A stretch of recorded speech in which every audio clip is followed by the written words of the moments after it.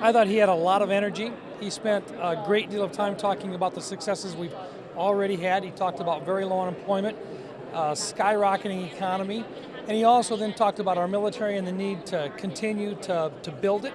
And then he turned and he started talking about the future. Well, I was looking for someone who was going to heal the nation, speak to every voice, every person that was in this country, that is in this country, all generations, and I'm disappointed that that was not what the president chose to do.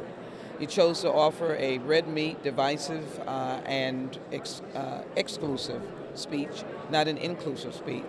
He's been tearing down our relationships with minorities. He's been tearing down regulations that will protect our climate. He's been tearing down our educational system.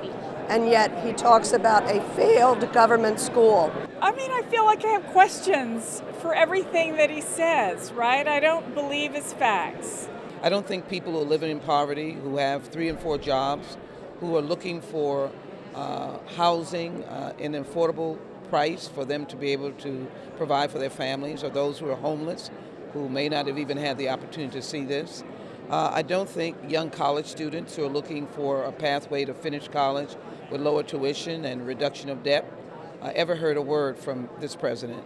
Did we expect them to stand up and give him a great ovation? Of course not. Did we expect them to recognize our military men and women? Yes, and they did. I agree that we have a serious problem of opioid crisis, of addiction, and it is a public health crisis, so I was certainly pleased to hear the president raise it. Unfortunately, I felt like he just boasted the numbers are going down, instead of saying, what are we going to do to prevent it? I just believe that Speaker Pelosi, she wakes up every single day fighting for the American people, figuring out what she can do, strategizing on how can we get this bill passed that would help millions of people.